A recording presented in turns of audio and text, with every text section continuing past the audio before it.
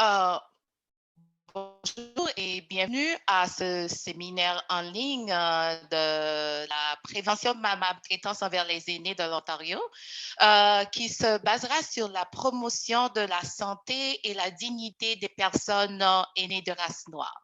Nous avons avec nous aujourd'hui Bénédicte, qui est la directrice générale du Réseau canadien pour la prévention du mauvais traitement des aînés. Et aussi, nous avons les conférenciers qui sont Dr. Mireille Norris et Dr. Idrissa Berga, qui partageront leur point de vue sur les expériences des personnes aînées de race noire et des personnes aînées racialisées dans le système de soins, de santé et discuteront des obstacles à l'accès au soutien en raison du racisme systémique et des services inadéquats ainsi que des systèmes qui devraient changer. Avant de commencer, nous allons passer à la reconnaissance. Nous reconnaissons que nous nous réunissons sur le territoire traditionnel d'un certain nombre de Premières Nations et nous reconnaissons leur gestion de cette terre à travers les âges. Nous cherchons à établir une nouvelle relation avec le peuple originel de cette terre, une relation fondée sur l'honneur et le profond respect. Merci. Avant de commencer, nous allons passer à travers les points qu'on devrait prendre en compte durant le séminaire. Pour la communication, tous les participants seront mis en sourdine pendant le séminaire. Et l'interprète de langue des signes, l'image et le nom de l'interprète seront visibles pendant le séminaire. Vous pouvez voir tous les intervenants en cliquant sur la galerie. Vous pouvez également épingler l'interprète pour que son image soit visible à tout moment sur votre écran. En ce qui concerne les conférenciers, ils seront visibles lors de la présentation et aussi pour les questions et réponses. Réglage des images des haut-parleurs, vous pouvez mettre le pointeur sur la ligne de séparation. Faites glisser vers la gauche ou vers la droite pour agrandir ou minimiser la taille de la fenêtre de la présentatrice. Pour la fenêtre de la discussion, vous pouvez partager des commentaires pendant la session dans la boîte de discussion. En ce qui concerne les fenêtres pour les questions, écrivez vos questions dans la boîte pour questions et réponses et l'icône est en bas de votre écran. Une réponse sera affichée pendant le séminaire ou bien la question sera posée directement au conférencier à la fin de la présentation. Comme vous l'avez constaté, l'enregistrement de ce séminaire sera disponible sur notre site EAPO à eapo.on.ca après ce séminaire. Il y a d'autres points concernant l'évaluation. Pour nous aider à améliorer le travail qu'on fait, nous aimerions recevoir vos commentaires sur les connaissances que vous avez acquises lors de la session et de vos suggestions pour les sujets futurs. Voici les options pour accéder au sondage. Une notification vous sera envoyée avec un lien pour le sondage. Un courriel de suivi vous sera aussi acheminé en lien vers le sondage. Ce qui concerne aussi, on a une partie qui concerne le respect de la vie privée, de la confidentialité. Il faut noter que prévention de la maltraitance envers les aînés Ontario comprend qu'il peut y avoir des circonstances ou des questions personnelles que les participants pourraient souhaiter aborder. Cependant, conformément à notre engagement à préserver votre vie privée et votre confidentialité, nous ne répondrons aujourd'hui qu'aux questions générales posées dans le cadre des questions et réponses. Si vous souhaitez discuter de circonstances spécifiques, nous vous invitons à contacter PMAO après ce séminaire pour organiser une conversation confidentielle afin que nous puissions vous aider davantage. Vous demandez assez. Pour ceux et celles qui se joignent à nous pour la première fois, nous allons vous parler un petit peu de l'Agence prévention de la maltraitance envers les aînés Ontario. Sa mission, c'est on envisage un Ontario où tous les aînés sont à l'abri de la violence. Ils ont une voix forte et se sentent en sécurité et respectés. comment on fait ce travail. Tout ça se pose par des actions de sensibilisation, d'éducation et formation en collaboration avec des organisations partageant les mêmes idées et aide à la coordination des services et à la défense des intérêts. Notre slogan, c'est clair. Arrêtez les abus et rétablissez le respect. En d'autres mots, nous avons tous un rôle à jouer. PMAO a pour mandat d'apporter son soutien pour la mise en œuvre de la stratégie de lutte contre la maltraitance des aînés de l'Ontario. Ce travail ou bien ce service est financé par le gouvernement de l'Ontario sous le ministère des Services aux aînés et de l'accessibilité. Notre travail, normalement, se base sur la stratégie de la province de l'Ontario qui comprend 3 points clés. La sensibilisation et l'éducation du public, la formation pour le personnel de première ligne, la coordination des services communautaires. Pour avoir un peu plus de détails à propos de nos services ou de ces 3 piliers de stratégie, je vous invite à consulter notre site web et puis vous allez avoir plus de détails. Normalement, le travail de sensibilisation qu'on fait, on utilise les réseaux de médias sociaux. On fait aussi les guillages et l'information. Sur le site web, il y a aussi notre site web, on fait aussi des séminaires. Il y a d'autres outils disponibles et on fait aussi des formations et éducation personnalisée pour les travailleurs ou des personnes aînées. Maintenant, je vais passer la parole à ma collègue Bénédicte qui va vous parler un petit peu du réseau canadien. Merci Linda. Bon matin, bon après-midi selon où vous êtes. Je m'appelle Bénédicte Chafflin, je suis la directrice du RCP-MTA, le réseau canadien pour la prévention du mauvais traitement des aînés. Et on est le seul réseau pan-canadien qui se penche sur la question de la maltraitance des aînés, prévention, réponse, intervention. Notre but, notre mission, c'est vraiment de servir d'organisme qui connecte tous les gens qui soit travaillent, soit font face à la maltraitance dans leur vie, sous quelque forme que ce soit, et de partager des informations qui sont fiables et qui ont été testées pour aider à soutenir leurs efforts de prévention ou à mieux soutenir des personnes dans leur vie qui rencontrent une situation difficile. Nous faisons aussi beaucoup de travail au niveau du développement de programmes et de politiques qui œuvrent à la prévention de la maltraitance. Donc, similairement au réseau d'Ontario, nous avons pour but une société canadienne où les aînés sont valorisés, respectés et à l'abri des maltraitances. Et c'est un travail que nous faisons depuis 20 ans, mais particulièrement, bien entendu, avec la pandémie qui a aggravé les choses et rendu les symptômes encore plus visibles, nous sommes très, très dédiés à notre mission et à communiquer et à éduquer sur le sujet. Donc, merci de nous avoir rejoints aujourd'hui. Une petite note pour tout le monde. Pendant la présentation, pendant que Mireille et Idrissa vont parler, je vais garder un œil sur la boîte de chat. Donc, vous pouvez faire vos commentaires dans le chat, vous pouvez vous présenter, vous pouvez échanger entre vous. On partagera des liens à cet endroit-là. Et puis, on a aussi, si vous regardez en bas de votre écran, la petite icône qui dit Q&A, pour les questions à poser à nos présentateurs. Je garde un œil dessus et à la fin, on va avoir à peu près 15 minutes pour leur poser toutes nos questions. Donc, vous pouvez les poser à l'avance quand ça vous vient ou vous pouvez les poser à la fin et ça sera par écrit, bien entendu, on n'a pas le son pour les participants pour protéger la qualité de notre enregistrement. Donc, ceci dit, je crois qu'il est temps de passer à la présentation. Linda et Mireille, je crois, à vous.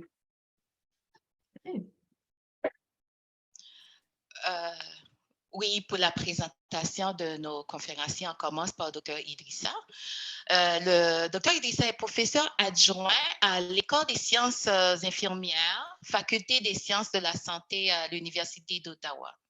Il a été formé et a travaille en Asie, Japon et Taïwan, en Afrique de l'Ouest et au Canada, comme le Québec, le Manitoba et l'Ontario. Le docteur Idrissa puise dans cette expérience pour bonifier ses projets de recherche en sciences infirmières, en santé et en administration sanitaire. Sa riche expérience en tant préposé aux bénéficiaires, puis en tant qu'infirmier-chef d'équipe en CHSLD, résidence pour personnes âgées, et ressources intermédiaires au Québec, a nourri ses intérêts de recherche sur le vieillissement, particulièrement contexte minoritaire, et le vieillissement des personnes minorités culturelles. Chercheur en début de carrière, il est chercheur principal et co-chercheur pour plusieurs projets financés par le Québec. Par exemple, le Secrétariat du Québec aux relations canadiennes, le fédéral, des organisations francophones et des universités. Il est membre du Conseil consultatif francophone de l'Association des infirmières et infirmiers du Canada. Bienvenue, Dr. Isa. Merci. Pour notre conférencière et Dr. Norris. Elle est interniste et gériatre au Sunnybrook Health Sciences Center à Toronto. Elle est le médecin responsable de l'amélioration de la qualité et de la formation postgraduée pour la division de gériatrie de Sunnybrook.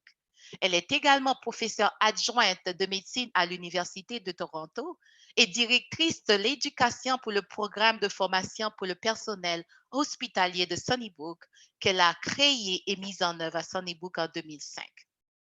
Dr. Norris s'intéresse particulièrement aux soins aux personnes atteintes de démence, à la prévention des chutes, à l'amélioration de la qualité et à l'éducation médicale.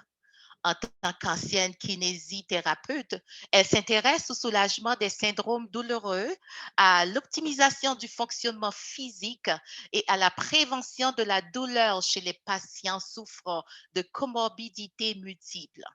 Son intérêt pour l'éducation des médecins marginalisés a été renforcé par l'expérience du recrutement et de l'encadrement des diplômés internationaux en médecine pour le programme de formation pour le personnel hospitalier. Sa propre expérience en tant que médecin francophone de race noire a été déterminante pour l'autonomisation de ces stagiaires qui réussissent maintenant dans de nombreuses provinces aux États-Unis et en Europe. Dr. Norris était impatiente de faire profiter de cette expérience à partir du mentorat des résidents de race noire et les autochtones qui postulent pour un poste de résident dans le dôme de l'Université de Toronto.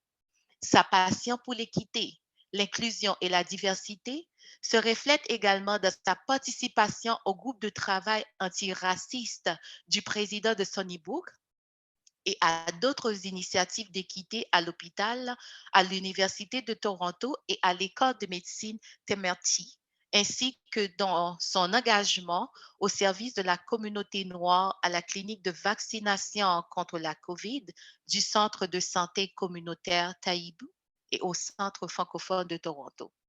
Bienvenue, Dr. Mireille Norris. Merci, merci. Maintenant, On va s'engager dans la conférence. Bon, alors, le sujet, prendre soin des personnes de race noire. Prochaine diapositive. S'il vous plaît, Linda. Alors, aucun conflit d'intérêt. Alors, les objectifs d'apprentissage. Décrire les considérations ethnoculturelles dans la prestation de soins aux personnes âgées de race noire. Explorer les discriminations systémiques, les obstacles à des soins de santé culturellement adaptés et identifier des ressources pour fournir des soins adaptés à la culture, y compris les étapes pour mettre en œuvre les pratiques culturelles. Prochaine diapositive. Alors, on va commencer avec le premier objectif, décrire les considérations ethnoculturelles, la prestation des soins aux personnes âgées de race noire. Prochaine diapositive. S'il vous plaît. Merci.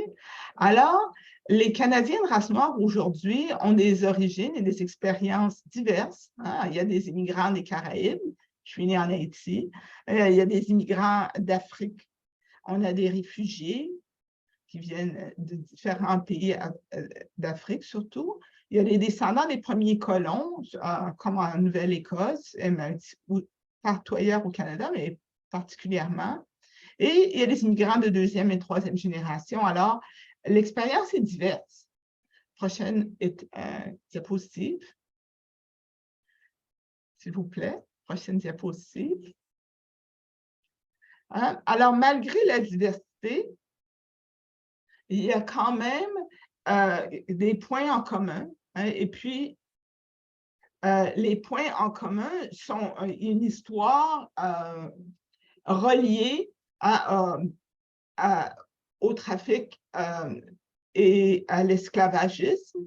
Et cette histoire d'expérience a aussi influencé les institutions à travers le colonialisme. Et les traumatismes ont été passés à travers les générations et sont aussi vécus de façon personnelle. Alors, c'est important quand on applique les soins de se centrer sur l'individu et de reconnaître que les personnes âgées de race noire n'ont pas tous les mêmes besoins. Il faut éviter la généralisation. Prochaine diapositive. Alors, on va essayer de comprendre le racisme anti-noir, réfléchir sur la théorie critique de la race et j'ai une diapositive sur les tests anti-préjugés. Prochaine diapositive. Hein? Alors, le terme racisme anti-noir a été exprimé pour la première fois par un professeur de Ryerson. Alors, c'est pour mettre en évidence la nature unique du racisme systémique dont sont victimes les Canadiens de race noire et l'histoire, l'expérience d'esclavagisme et de colonialisme du Canada. Alors, souvent, au Canada, on se compare aux États-Unis, on dit en comparaison aux États-Unis, mais le problème, c'est que beaucoup de l'histoire canadienne a été effacée. Maintenant, on remet ça à la surface. Prochaine diapositive. Alors, ici, il y a aussi le colorisme. Alors, il y a le racisme anti-noir, mais ce que ça a fait, c'est que à travers l'histoire de l'esclavagisme, il y a eu une dévalorisation des personnes de race noire et même à l'intérieur, même du groupe qu'on appelle personnes de race noire, il y a un élément de colorisme qui ajoute à l'expérience de victimisation. Alors, il y a des stéréotypes négatifs qui sont associés avec tout cela. Et ça se reflète dans les institutions juridiques, éducatives et systèmes de santé. Prochaine diapositive. Alors, la théorie critique de la race, bon, il y a eu la politique aux États-Unis a mis ça en évidence, c'est en fait de réaliser que il y a la notion de race, ce n'est pas quelque chose de biologique, c'est quelque chose qui est associé à une réalité sociale et cette inégalité qui a été associée à la race, en fait, ça a été causé par des systèmes juridiques qui affectent négativement les personnes de couleur, les personnes qu'on rencontre dans le système de santé et ou même dans le système éducatif et pénal. Prochaine diapositive. Alors ici, je trouve ça assez important comme médecin. La médecine a joué un rôle négatif, en fait, en créant une fausse science, l'eugénisme, qui est une science inégale, inexacte, et qui a été basée sur la fausse notion que la race est basée sur des différences biologiques. Et cette fausse notion a amené des théories qui ont ensuite évolué en racisme scientifique, ce qui est une idéologie. Alors, on peut penser du néonazisme, du nazisme en Europe, et il y a toutes sortes de littérature qui s'est immiscée dans la médecine basée sur cette fausse science. Prochaine diapositive. Hein? Alors, une des choses qu'on a, nous, à l'Université de Toronto, on est obligé de passer des tests anti-biais. Et moi, j'étais bien surprise quand je me suis fait à ce test de constater que j'avais, selon ce test, un biais anti-noir. Et comment est-ce que ça peut se créer quand moi-même je suis noire? C'est parler de la réalité qu'il y a beaucoup de messages inconscients qui sont transmis à travers les médias, à travers l'instruction, on ne s'en rend même pas compte. Alors, la valeur de passer des tests comme ça, c'est d'éveiller en nous la réalité qu'on est biaisé et que ça peut nous aider à faire des efforts, en fait, pour passer outre et aider à compenser. Prochaine diapositive. Alors maintenant, on va explorer les discriminations systémiques, les obstacles à des soins de santé culturellement adaptés. Prochaine diapositive. Alors, maintenant, pendant COVID, on a vraiment développé une meilleure appréciation du fait que le racisme affectait la santé. Alors, le racisme, ça cause un stress fréquent sur le corps, ça peut déclencher des comportements de gestion du stress qui sont associés à la maladie. Ici, publié à Toronto, documenté comme quoi que l'expérience de la discrimination systémique, les microagressions sont des facteurs de stress sociaux. Ça augmente le risque de santé physique, mentale, de façon négative, comme l'anxiété, la dépression, le suicide, les pensées suicidaires, les maladies cardiovasculaires, etc.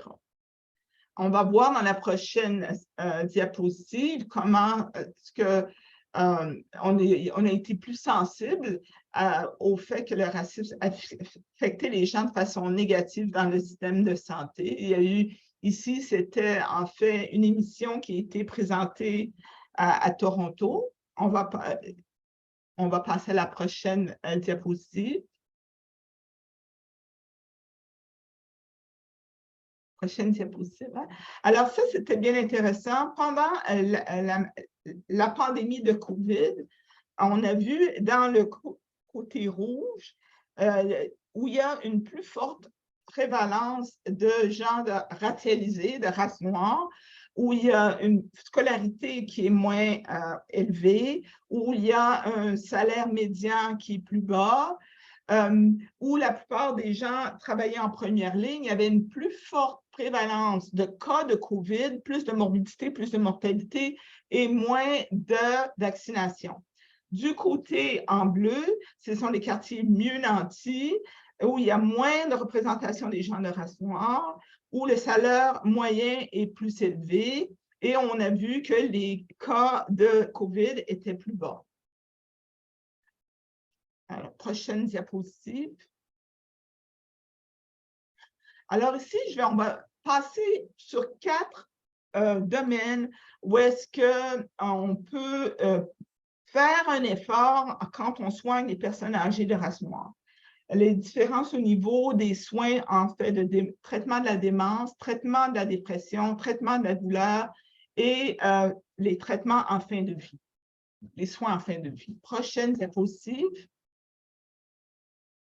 Alors, quand il s'agit de la démence, si on compare les gens de race blanche, et ça, ce sont des données américaines, il y a un taux d'institutionnalisation des aînés en minorité qui est plus faible. Et ça met beaucoup de stress sur les aidants naturels parce qu'il y a une expectative que la famille va prendre soin des personnes âgées. Il y a 4 thèmes qui ont été identifiés. Perspective culturelle sur la démence. Alors, la place centrale accordée sur l'identité de la personne plutôt que le diagnostic qui diminue la valeur de la personne. Il y a des soins inadaptés et au niveau du service de santé qui font que les communautés racialisées souvent rejettent ces services-là. La famille sent un grand besoin de responsabilité et la religion joue un rôle important pour supporter les aidants naturels. La prochaine. Alors, quand il s'agit de dépression, ici dans la diapositive, on met en rapport comment est-ce qu'il y a plus de dépression associée avec la maladie d'insuffisance cardiaque. C'est qu'il y a des problèmes au niveau de la circulation cérébrovasculaire qui augmentent la prévalence de dépression. Quand on compare les communautés afro-américaines, on voit qu'il y a plus de comorbidités multiples et de déficiences fonctionnelles et que ça augmente le risque de dépression. Malgré une prévalence de dépression qui est reconnue chez les gens de race noire en Amérique, il y a souvent un manque au traitement. C'est plus souvent les médecins de famille que les psychiatres qui sont sollicités. Et même quand on reconnaît que les patients de race noire souffrent de dépression, sont moins susceptibles d'être soignés que les personnes de race blanche. Et le résultat de ça, c'est qu'ils vont avoir des traitements moins actifs et ils vont avoir plus de pertes fonctionnelles, moins accès à la psychothérapie, plus de dépendance aux services informels comme la religion. Et quand la dépression n'est pas traitée, ben, ce qu'on voit, c'est plus de chronicité, plus de mortalité, plus de suicide, augmentation des maladies coronariennes, parce qu'il y a un lien avec l'inflammation et les problèmes cardiovasculaires chez les gens qui ont des problèmes de dépression, des problèmes de santé mentale en général. Alors, un gros fardeau. Prochaine diapositive. Alors, au niveau de la gestion de la douleur, malheureusement, dans l'histoire de la médecine, il y a eu des préjugés comme quoi que les gens de race noire avaient un seuil de tolérance plus élevé que les gens de race blanche, des expériences faites sur les esclaves. Et là, il y a beaucoup de littérature qui montre une disparité dans la prise en charge de la douleur chez les personnes de race noire. Et malheureusement, il y a aussi des biais qui font que quand les personnes de race noire cherchent à être soulagées de la douleur, on a vu de la littérature par rapport à l'anémie falciforme, souvent elles ne sont pas traitées pour soulager leur douleur, ils sont vus comme étant des personnes qui recherchent l'accès aux narcotiques et ça joue un rôle dans la disparité au niveau de soins de la douleur. Ce sont des statistiques basées sur les États-Unis surtout. Prochaine diapositive. Alors ici, il y a une façon d'essayer d'améliorer la prise en charge chez les gens qui ont des cultures différentes à nous. Et c'est dire, bon, est-ce qu'on peut, quand on est en relation avec un patient qui a une culture différente, d'avoir une appréciation pour le fait que oui, on a des valeurs différentes et de se sensibiliser et de voir, est-ce qu'on peut essayer d'accommoder nos soins pour prendre en compte ces différences-là. Est-ce qu'il y a moyen de négocier? Par exemple, moi, à Sunnybrook, on a un navigateur autochtone. Hein? Alors, on sait qu'on peut aller chercher des ressources pour aider à inclure les valeurs de nos patients. Hein? Et entrer dans une conversation pour essayer d'expliquer qu'est-ce qu'on peut offrir et là où on peut peut-être pas combler les valeurs culturelles. Prochaine diapositive. Alors ici, en fin de vie, malheureusement, quand on compare les personnes de race noire aux personnes de race blanche, les personnes de race noire ont moins tendance à avoir accès aux services de soins palliatifs.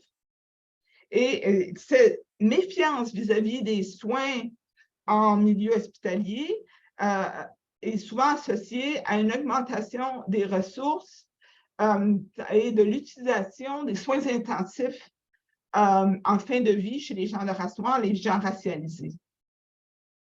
C'est très triste. Ça a été reproduit pas seulement aux États-Unis, mais même ici à Sunnybrook, on a des chercheurs de réputation internationale qui ont validé cette réalité. Prochaine diapositive. Alors, ici, c'est une photo de ma mère. Ma mère a eu un événement critique à l'hôpital et sa chirurgienne a sauvé sa vie. Hein? Mais ici, quand on compare aux Américains de race blanche et les minorités, bien souvent, c'est ce qu'on dit, c'est que associé à la méfiance des intervenants de la santé, il y a une demande de soins plus agressifs qui ne sont pas validés par l'évidence. En fait, les soins palliatifs peuvent être associés à une vie plus longue et une fin de vie moins souffrante. Alors, c'est important d'essayer de contrer la méfiance en aidant à contrer les barrières linguistiques et le manque de familiarité des intervenants de la santé vis-à-vis des différentes cultures. Prochaine diapositive.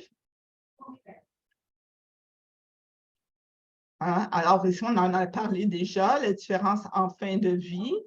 Hein, et ça réitère le même point. Prochaine diapositive. C'est ma mère, elle a récupéré. Hein? Alors, c'est miraculeux. Prochaine diapositive. Alors, on a des ressources qu'on peut adapter pour mettre en œuvre des pratiques culturelles. Prochaine diapositive. Alors, comment est-ce qu'on peut renforcer la compétence culturelle? Hein? Alors, ici, le message, c'est qu'en vérité, c'est presque impossible d'atteindre une compétence culturelle avec toute la multiplicité de cultures qu'il y a au Canada. Alors, je vais passer ça ici un petit peu rapidement. Ce qui est vraiment important, c'est de développer un sentiment d'humilité vis-à-vis des autres cultures, et de sorte que les gens qui ont une culture différente à la nôtre se sentent en sécurité malgré les différences culturelles. Alors, certaines des façons de développer des services qui sont compétents de façon culturelle, c'est d'avoir des services d'interprétation, recruter des personnels issus des minorités, accroître la formation pour améliorer la sensibilisation, coordonner avec les guérisseurs traditionnels, faire appel aux agents communautaires, incorporer les attitudes et des valeurs propres à la culture dans les outils de promotion de la santé. Prochaine diapositive. Alors ici, c'est juste un diagramme qui résume la notion de développer une sensibilité vis-à-vis des autres cultures, avoir la curiosité de développer des connaissances.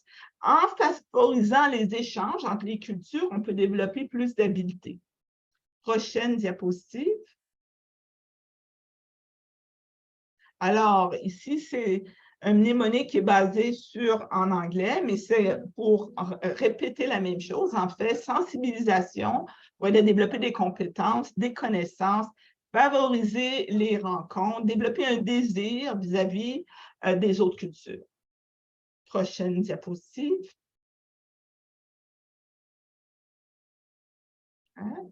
Alors, ici, c'est un autre modèle, mais c'est encore la question de développer de la curiosité, rechercher, écouter, apprendre, poser des questions, développer de l'empathie, engager, donner des options pour engager les autres, vérifier qu'on est bien compris en répétant ce que l'autre nous a dit, résumer. Ce sont en fait des outils pour favoriser la communication.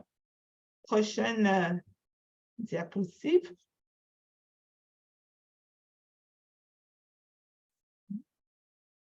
S'il vous plaît, la prochaine diapositive. Juste un petit moment là, parce que je crois qu'un moment. Oui. Je suis désolée.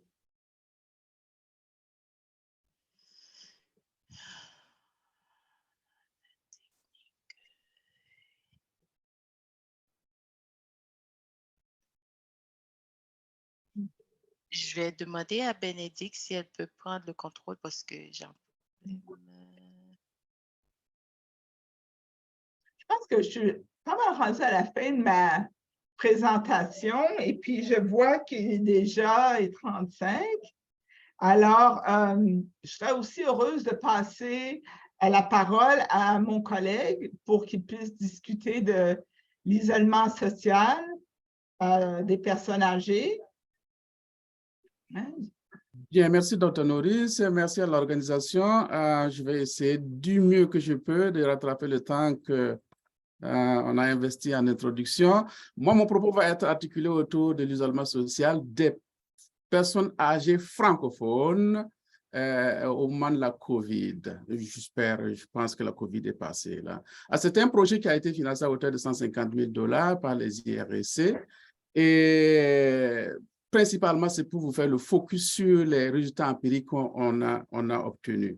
Vous avez dû entendre Dr. Norris parler régulièrement des données probantes aux États-Unis. Il faut comprendre que pour le moment, nous sommes en train de jeter les bases, beaucoup de bases pour avoir des données empiriques sur les personnes âgées noires au Canada. Vous nous inviterez l'année prochaine, on vous présentera des données empiriques parce que nous avons déjà des données, disons, des financements pour certains projets. Alors, ceci étant, moi, je vais vous présenter essentiellement des résultats empiriques de l'isolement social et sur des minorités, donc francophones, au Manitoba et au Nouveau-Brunswick, mais aussi les minorités anglophones au Québec. On le sait, ça c'est un rappel que nous avons connu cette catastrophe-là et l'hécatombe s'est beaucoup plus articulé dans les établissements de soins de longue durée.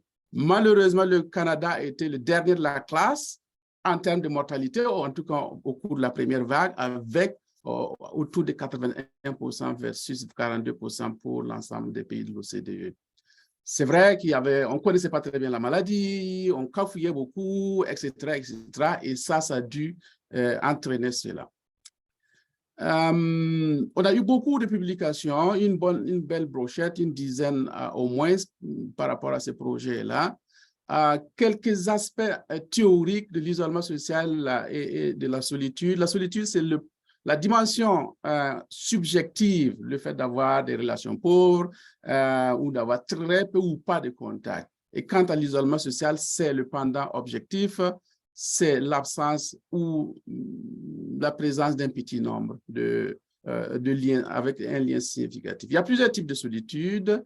Ça peut être transitoire, nous tous nous l'avons connu. Ça peut être situationnel, un divorce, perte, un déménagement, mais ça peut être chronique. Et pour le cas des établissements de soins de longue durée, c'est vraiment chronique, l'isolement social et la solitude. Ça a été démontré par plusieurs études.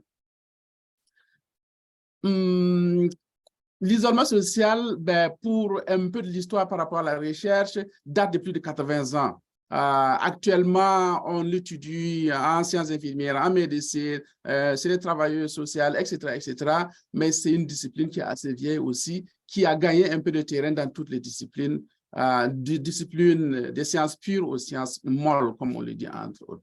Ce qu'il faut retenir ici, c'est que l'isolement social et la solitude concerne les sociétés des pays à revenus élevés, ce qu'on appelle les pays développés. À peu près un tiers de la population serait affecté de l'isolement social et la solitude et un 12e assez gravement. Il y a beaucoup d'impacts, beaucoup de retombées de l'isolement social. Ça peut paraître banal, mais en réalité, ça entraîne beaucoup de dommages, des problématiques cardiovasculaires, l'obésité, les problématiques psychiatriques et même la mortalité prématurée, selon une revue systématique avec métasynthèse assez sérieuse là. Dans une étude chinoise, il est même rapporté que ça entraîne des pertes de dents. Ce qui est aussi important, c'est qu'on perd beaucoup dans notre trésor individuel ou dans le système de santé en termes de dollars qu'on aurait dû épargner. Dans une étude états-unienne, on rapportait que c'était 6,7 milliards par an. Il y a aussi ces études qui ont été répétées et qui prouvent qu'il y a une perte substantielle du point de vue financier et même économique aussi en Europe et dans d'autres régions du monde.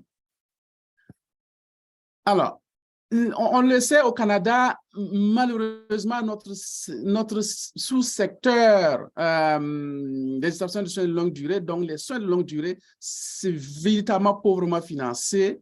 Il y a dans ces établissements-là un surpeuplement et malheureusement, le personnel qui y travaille, c'est un personnel pas toujours régulier. Ça semble être comme un travail d'été pour les étudiants ou pour les nouveaux immigrants. Mais le travailleur dans une établissement de soins de longue durée, c'est plus que ça. Il y a aussi ce on constate, les grandes chaînes privées qui s'intéressent à ce domaine-là. Et ce n'est pas toujours évident parce qu'au cours de la pandémie, on a démontré que ce secteur-là n'a pas très bien performé. Il y a aussi, j'ai été préposé, comme on l'a dit en introduction, infirmier. On se retrouve avec des personnes âgées sans famille, qui sont sous curatelle, qui sont sous tutelle. On se retrouve avec des minorités linguistiques, etc., qui posent beaucoup de problématiques. Et ce secteur-là ne semble pas très bien financé. Et jusqu'à date, on espère qu'avec l'avènement de la COVID, on va avoir beaucoup plus de financement, beaucoup plus d'intérêt, beaucoup plus d'attrait pour ce secteur-là. Quoi qu'on dise, c'est ceux qui ont fait du Canada ce que le Canada est aujourd'hui. Il y a une abondante littérature, mais on se rend compte qu'avec l'avènement de la COVID, alors l'isolement social s'est beaucoup approfondi pour la simple raison qu'on avait grosso modo fermé les établissements puisqu'on ne pouvait pas avoir accès. Et alternativement, ce qu'il a fallu faire, c'est de privilégier disons le virtuel. L'étude s'est déroulée dans les 3 provinces, comme je le disais tantôt, et avec plusieurs écrits qu'on a fait, celui-là était centré, par exemple, sur le service offert, comment les managers se débrouillaient pendant cette période de la COVID. Là. Ce que je voudrais mettre en exergue ici, on avait dans cette première étude 11 gestionnaires et 14 travailleurs, ce qu'on appelle les front line, les premières lignes. On observera ici, par exemple, que ce qui est récurrent qu'on observe aussi, c'est qu'il y a plus d'hommes gestionnaires que de femmes. Et à contrario, pour les travailleurs de première ligne, il y a plus de femmes que d'hommes. Et ça, c'est quand même ce qu'on observe régulièrement. Là. On a observé aussi beaucoup de tergiversations, de directives qui changeaient du jour au lendemain et les gestionnaires avaient beaucoup de problématiques à ajuster, ce que l'hygiéniste provincial avait dit, ce que Santé Canada dit, et puis la pression des familles aussi. Alors, on a observé dans le système de management que les gestionnaires étaient obligés de composer avec les travailleurs de première ligne pour prendre les décisions parce que les gestionnaires, quand ils se rasent le matin, ils ne savent pas combien de personnes vont arriver sur le plancher. Donc, il est obligé d'arriver sur le plancher, faire une réunion pour faire une répartition des postes. Ça, c'est ce qu'on a observé. Ça fonctionnait plus ou moins, mais c'était toujours tendu quand même parce qu'il y avait des gens qui ne rentraient pas. On se retrouvait avec beaucoup de personnes qui... des personnels de première ligne qui se trouvaient avec un surnombre de personnes âgées à gérer. Il y en a qui ont perdu jusqu'à 50%. Et la perte est peut-être due quelquefois à la maladie, à la prévention, mais aussi certains personnels ont purement et simplement quitté leurs emplois pour ne pas infecter leur famille et leur communauté. Autre élément d'intérêt que je voudrais partager, c'est qu'on ne le perçoit pas souvent lorsqu'on travaille dans une situation de longue durée. Toutes les occasions sont bonnes pour jaser, pour entretenir, pour donner plus de lumière à la personne âgée pour sa journée. Ce n'est pas seulement faire de la médication, donner une pilule, etc. Et c'est ce qui fait qu'on a besoin véritablement de professionnels et non pas des occasionnels dans ces établissements-là. Et malheureusement, pendant la COVID, les préposés, les infirmiers n'avaient pas suffisamment de temps pour jaser avec les personnes âgées, ce qui naturellement approfondit leur solitude. Et comme alternative, c'était le virtuel qu'on a utilisé. Et le virtuel, on le verra par la suite, a été beaucoup plus utilisé véritablement à l'entame de cette pandémie-là.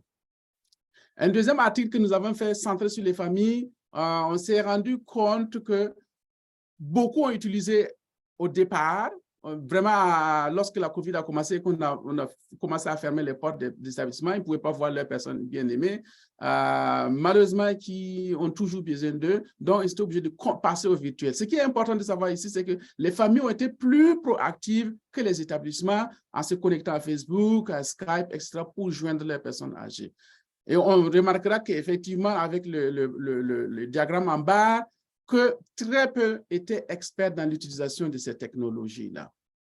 Ici, ce sont les différents motifs dans l'utilisation du virtuel.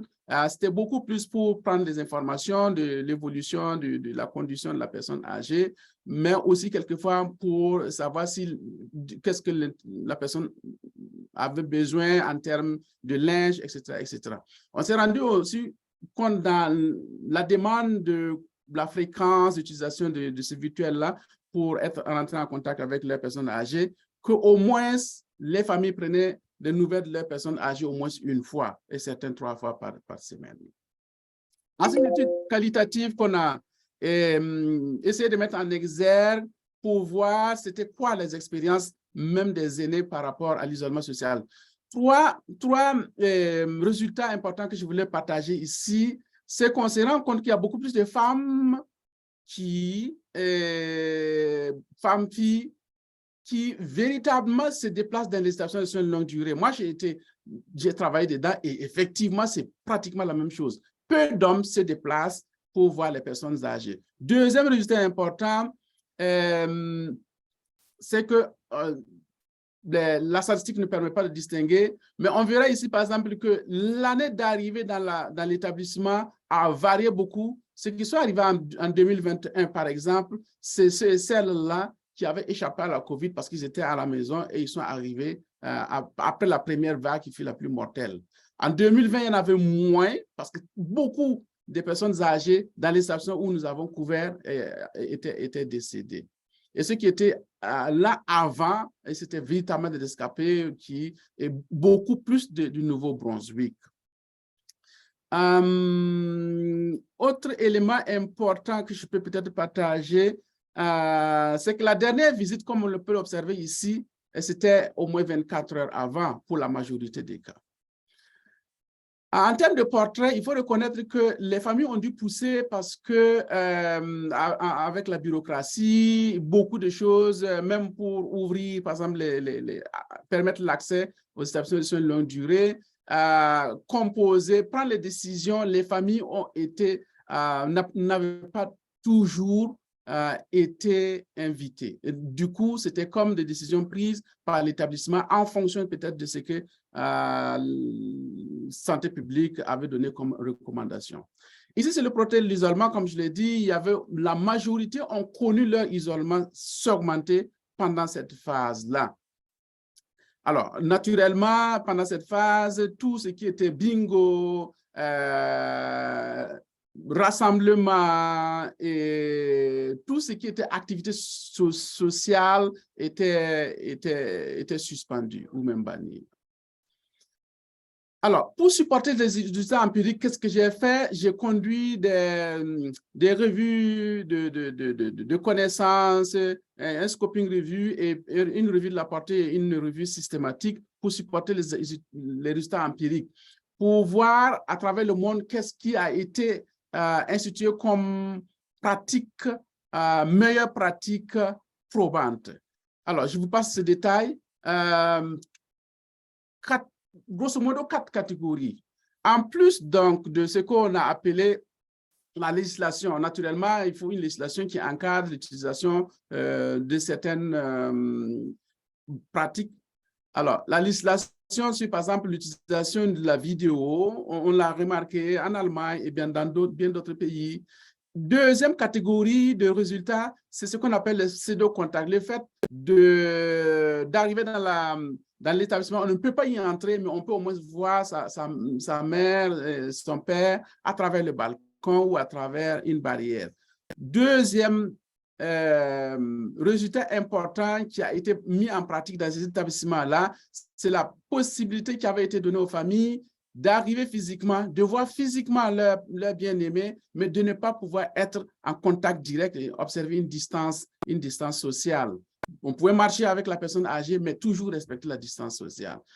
Troisième résultat très important, c'est l'utilisation du virtuel, et ça s'est passé, ça peut être les messages textes, ça peut être les vidéos, ça peut être une vidéo interactive, ça peut être l'appel téléphonique aussi, et tout ce qui est possiblement utile de rester en contact avec la personne âgée de façon lointaine. Et ça, c'est très important pour les minorités. Quand on parle, par exemple, le cas de Québec, avec les anglophones, dans la ville de Québec City, il n'y a qu'une seule résidence anglophone qui est Sainte-Brigitte Home. Donc, lorsque vous avez votre famille, je ne sais pas où, à Gatineau, à Ottawa ou à Montréal, la manière la plus facile de le faire, c'est d'utiliser le virtuel. Alors, comme avenue, c'est sûr que le virtuel va rester, va s'améliorer et les établissements sont en train de prendre ça en compte. Alors, autre élément, dernier élément que je voudrais faire passer, c'est que l'Ontario s'érige comme la province championne en termes d'investissement dans, grosso modo, le vieillissement. Ça s'appelle le vieillissement à la maison, ce qu'on appelle le vieillissement à domicile, mais aussi le vieillissement en établissement. Et vous le savez, à Durham, dans la région de Durham, il y a le premier établissement dédié aux personnes âgées noires. Alors, ceci met fin à ma présentation et on va passer peut-être à la période des questions. J'ai été un peu plus vite, mais je pourrais revenir sur certains aspects aussi. Je vous remercie pour votre attention soutenue. Merci beaucoup à tous les deux pour cette présentation très intéressante. Alors, je rappelle à tout le monde, il nous reste que quelques minutes, mais on va prendre plus de temps si c'est nécessaire, si vous avez des questions, si vous voulez faire un suivi. Pendant que les gens réfléchissent et tapotent leurs questions, moi j'avais une ou deux questions. Docteur Norris, vous avez parlé de l'exemple des navigateurs autochtones dans certains établissements. Donc, est-ce que c'est quelque chose qui existe en place déjà pour les personnes de race noire et les aînés racialisés dans certains hôpitaux? Et est-ce qu'il y a des résultats qui illustrent que ça aide les familles? Alors, merci pour cette question. En fait, l'hôpital où je travaille, on a un président qui veut vraiment cibler de façon à contrer la problématique du racisme anti-noir. Et on a ce qu'on appelle social accountability. On a en fait un bureau qui promouvoit de l'éducation pour contrer le racisme anti-noir. On n'a pas de navigateur pour aider à adresser les problèmes des patients noirs, mais ça se fait de façon plus ad hoc. Par exemple, ça fait 17 ans que je suis à Sunnybrook. Mes collègues, que ce soit infirmières, travailleuses sociales, s'ils ont un patient de race noire et voient qu'il y a des difficultés au niveau de la compréhension des soins, au niveau de la confiance, ils vont me solliciter au chevet pour en fait presque traduire et pour encourager la collaboration. Alors, ça se fait plus de façon informelle quand il s'agit des gens de race noire, mais on a une politique dans notre hôpital qui est très présente. Merci beaucoup. Ça m'avait marqué quand vous avez parlé de ça. Docteur Beoko, quand vous avez parlé du coût de l'isolement, quand on parle vraiment du coût en dollars de l'isolement social, on a des chiffres pour les États-Unis. Est-ce qu'on a des chiffres pour le Canada? Malheureusement, on n'a pas de chiffres pour le Canada. Je crois que j'ai essayé de faire une espèce de recherche accélérée, mais pour le moment, on n'en a pas pour le Canada. C'est vrai que l'Ontario, les chercheurs de l'Ontario se démarquent beaucoup, mais sur ce plan-là, on n'en a pas pour le moment. Là. C'est un phénomène qui se répète, puisque récemment, on a fait un webinaire sur l'agisme avec professeur Martine Lagacé, et c'était la même chose. Elle a parlé de l'importance de mettre un coût en dollars, une étiquette avec un prix, pour que peut-être le gouvernement réalise l'importance du problème, et qu'à l'heure actuelle, on a des chiffres pour les États-Unis, des chiffres en France, mais pas encore des chiffres au Canada. Donc, vous n'êtes pas le seul dans cette situation. Des idées. Vous me donnez des idées. Je ne suis pas analyste économique, mais j'ai des collègues, on pourra réfléchir à ça aussi. Merci. Alors, laissez-moi juste regarder si on a des questions qui sont rentrées. Nous avons quelques commentaires. Ah, en voilà une. Nous avons un étudiant en travail social au programme de maîtrise de l'école de service social de l'Université d'Ottawa qui mène une recherche sur la problématique des conditions de vie des femmes aînées d'origine immigrante au Québec. Et il vous remercie de votre présentation. Et la question est comment combler l'écart de manière concrète au niveau de la problématique du mauvais traitement auquel font face les personnes âgées noires, quand on sait que c'est une des catégories sociales les plus pauvres du Canada. C'est une grosse question. Et pour laquelle, en fait, j'ai beaucoup de patients. Ce que je vois au centre francophone, la moitié de mes patients sont de race noire, la moitié sont de race blanche à Toronto. Alors, ils sont les plus pauvres, ils sont très isolés, mais souvent, leur famille est dispersée entre l'Afrique, l'Europe, le Canada, les États-Unis. Et les services sociaux en communauté sont déjà très sous-financés. Et j'ai parlé à des travailleuses sociales de race noire et elles m'ont dit qu'elles ont été témoins du fait qu'il y a une problématique à deux niveaux. C'est-à-dire que quand les personnes âgées de race noire ont des besoins sociaux de support, d'encadrement, souvent ces services-là ne sont pas offerts. Et quand les services sont offerts, ils sont mal adaptés. Alors, je pense que si on peut augmenter la représentation, puis plus d'investissement dans les services communautaires, on peut aider à adresser les besoins parce que souvent, une des raisons derrière la maltraitance, c'est le manque d'encadrement, l'épuisement des aidants naturels. Souvent, ce sont les aidants naturels qui ont même des problèmes de santé mentale et qui eux-mêmes ont besoin de support de la communauté. Absolument. Oui. Et je pensais à ça quand, Dr Virgo, vous parliez la différence avec plus d'hommes qui sont les gestionnaires et plus de femmes qui sont dans l'équipe des intervenants. Est-ce qu'il y a aussi une division au niveau racial qui fait que peut-être il y a ce manque de perception de l'importance de comprendre et d'impliquer ou de rajouter la compétence culturelle et l'humilité culturelle à la façon dont on forme les employés? Est-ce qu'on a des informations sur ça? C'est assez curieux. Ce qu'on observe actuellement, et c'est même encore plus plausible au niveau de Toronto, alors, les préposés sont en majorité, pas dans notre étude, mais dans les études ontariennes, les préposés sont de race noire, et les infirmières et les gestionnaires sont de race blanche, et les peu d'aînés noirs, beaucoup d'aînés blanches, et c'est ambiguë-là, on n'a pas toujours fait le distinguo dedans, à l'intérieur pour savoir.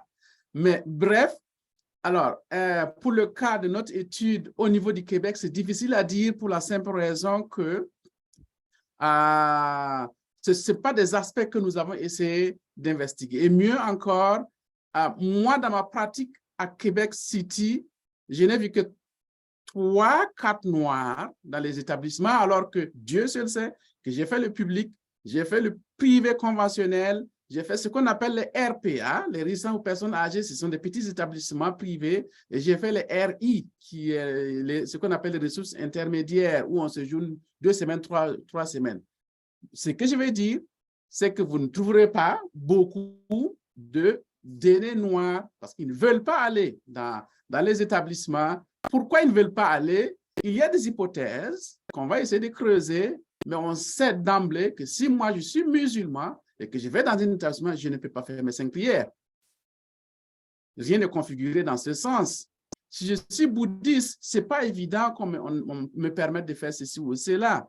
Si je suis musulman, je serai obligé de manger ce que tous les autres aînés mangent, alors que moi, je ne mange pas le porc, etc., etc. Donc, il y a beaucoup de choses, mais encore une fois, je le disais dans une conférence, il faut certainement des chercheurs noirs pour remonter l'affaire, faire comprendre aux autorités qu'il faut faire des particularismes, etc., etc. Ce n'est pas toujours une mauvaise volonté, c'est l'absence de données probantes. Et c'est ça qu'on veut mettre sur la place publique. Grosso modo, je ne suis pas sûr d'avoir bien répondu à la question, mais encore une fois, il n'y avait pas beaucoup d'aînés. Il n'y avait pas d'aînés noirs d'ailleurs. Non, c'était une réponse excellente qui traite un peu de... Enfin, ça me fait penser à la présentation qu'on va avoir la semaine prochaine, qui a à voir avec les aînés LGBTQ dans les résidences, puisque là aussi, on observe très souvent la même réticence à soit rentrer dans un établissement comme celui-là ou révéler son identité entière parce que les personnes ne se sentent pas, pensent qu'elles ne se à raison, qu'elles ne vont pas forcément être soutenues ou comprises de la même façon. Donc, je crois qu'on est vraiment dans la même vague de pensée. Une dernière question de Denise qui est rentrée, qui dit que donc il y a eu beaucoup de restrictions au début de Covid, on est d'accord, dont de nombreuses qui avaient pour but de protéger les gens, mais qui ont aussi eu des effets très néfastes sur leur santé mentale et sur leur famille. Mais il y a encore des restrictions par rapport à la Covid dans les soins de longue durée maintenant. Et est-ce qu'on a une idée des impacts importants actuellement? Est-ce que les choses changent? Est-ce qu'il y a des améliorations? Oui, alors, dans nos sites d'études, il y a beaucoup d'améliorations parce que, par exemple, au niveau du Nouveau-Brunswick, les gestionnaires, eux, avaient le temps parce que lorsque ça chauffait au Québec et en Ontario, eux, ils observaient, ils regardaient qu'est-ce que ces managers, ces gestionnaires ont fait. Et lorsque eux, ils ont la vague, ils ont eu la capacité d'amortir les effets. Actuellement, ils font en sorte que lorsqu'il n'y a pas une crise avérée, ils essaient de faire en sorte que les familles aient accès. Donc, ce n'est pas verrouillé du tout. Au niveau du Québec, c'est pratiquement la même chose qu'on observe. Il y a des périodes où, lorsqu'il y a des cas, ils essaient de mettre en place un modèle de filtrage. Mais l'accès est actuellement quand même libre, là, quoi qu'on dise. Sur nos sites d'études, encore une fois, parce qu'on est en train d'implanter la deuxième phase, donc on est toujours en contact avec eux. Et certainement, le fait que les familles n'avaient pas accès aux personnes âgées, ça a aussi contribué à une augmentation de la mortalité. Alors, au niveau médical, souvent, les familles sont celles qui aident à l'hydratation, donner à boire, donner à manger, faciliter les transferts, l'activation. Alors, bien souvent, ce que j'ai vu comme interniste gériatre, et j'ai travaillé sur l'unité COVID, c'est que ces personnes sont mortes, pas seulement du virus, elles sont mortes des complications de l'isolement qui a amené l'immobilité, la malnutrition, la déshydratation, les plaies de lit, la dépression. Et ça aurait pu être contré par la présence de la famille. Oui, il faut comprendre aussi que moi, j'ai été heureusement préposé. Donc, seul en tant que préposé, on n'était pas capable de nourrir tous nos aînés. Ça, il faut oublier ça. Parce que les aînés, c'est des êtres particuliers. Il faut les connaître. À quel rythme ils mangent? Qu'est-ce qu'ils aimeraient? Est-ce que c'est d'abord du jus avant tel bouchée, etc. Lorsque vous ne connaissez pas, vous êtes nouveau, vous passez à côté parce qu'il va refuser de manger. Et puis la conclusion, X a refusé de manger. Ce n'est pas vrai, il n'a pas refusé de manger. Alors, donc, ça, c'est très important. Comme Dr. Norris dit, certainement que beaucoup sont décédés à cause de ces événements-là. Il y a un fort partenariat entre les établissements et les familles. Au Canada, à peu près, c'est 10 heures par semaine que les familles passent dans les établissements. Donc, on a régulièrement bon, encore une fois, c'est des filles, les filles qui passent, et qui, au souper en général, pour s'entretenir avec leur mère ou leur tante, mais aussi nous donner un coup de main en nourrissant leurs personnes âgées en même temps. Donc, le partenariat avec la famille, ben, pas que c'est important, c'est plus qu'important, c'est obligatoire. Sinon, on va perdre beaucoup de personnes âgées. Parce qu'on n'a pas le temps en tant que préposé, honnêtement. Le ratio est élevé. Alors, même pour donner les pilules, il faut s'y prendre peut-être 10 fois. Et quelquefois, j'ai été obligé d'appeler, quand j'étais infirmière, j'étais obligé d'appeler la fille ou quelqu'un en famille pour que l'intéressé parle à la personne âgée. Maman, il faut prendre, c'est pour ta santé, etc., etc. Et c'est en ce moment que j'arrive à donner la pilule. Donc, ça prend beaucoup de temps. Et il faut faire avec et comprendre que c'est la condition comme ça, que c'est l'environnement comme ça, où on aime ou on n'aime pas. Et quand on n'aime pas, on n'y va pas. Oui, mais c'est vrai que c'est un système qui, à l'heure actuelle, n'est pas bâti pour personnaliser. Et on s'attend à ce que les êtres humains s'adaptent au système plutôt que le système s'adapte aux êtres humains, malheureusement. Sur ce, je vois qu'on a dépassé l'heure. Linda, je crois qu'il y avait quelques annoncements de fin de webinaire à faire. Ah, on ne t'entend pas. OK. Bon. OK, Linda? Oui, c'est ça. Merci. Merci, docteur Norris et docteur Idrissa d'avoir été des nôtres. Pour les annonces, on a toujours, si vous avez des questions, les conférenciers sont là. Et aussi, comme on sait, pour la prévention de la maltraitance, il y a toujours la ligne d'aide qui est là pour aider. Vous avez des formations là. Et c'est ça. On l'avait pas mis au début, mais nous devons remercier Farfou et puis le réseau de prévention de la maltraitance des aînés francophones de l'Ontario d'avoir organisé tout ce travail-là. Tout ce beau travail a été fait en collaboration avec Farfou et puis le réseau. Alors, merci.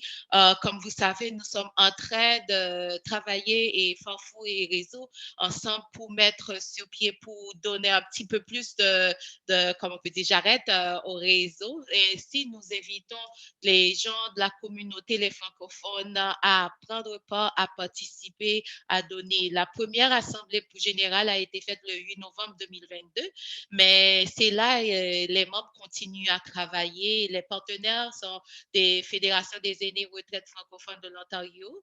Et comme mission pour le réseau, c'est outiller les membres et soutenir les personnes aînées francophones.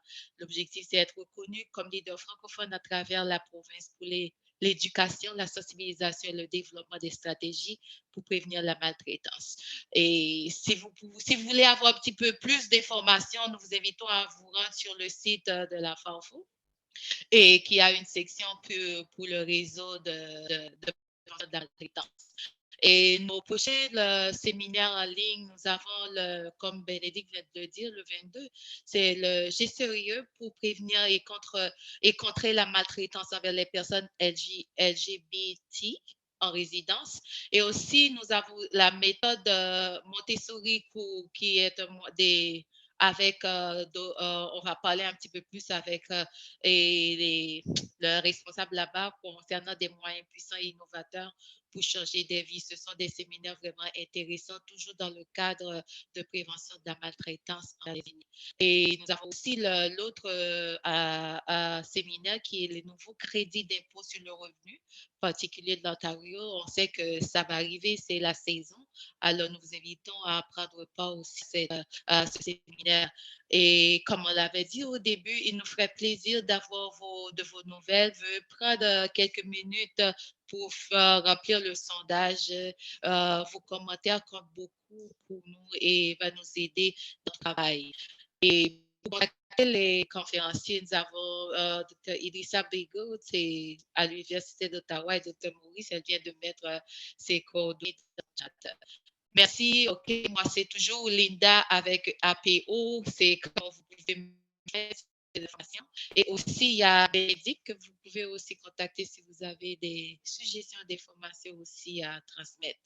Sur ce, nous vous disons un grand merci d'avoir pris part à ce séminaire et je vous souhaite une bonne fin d'après-midi. Merci.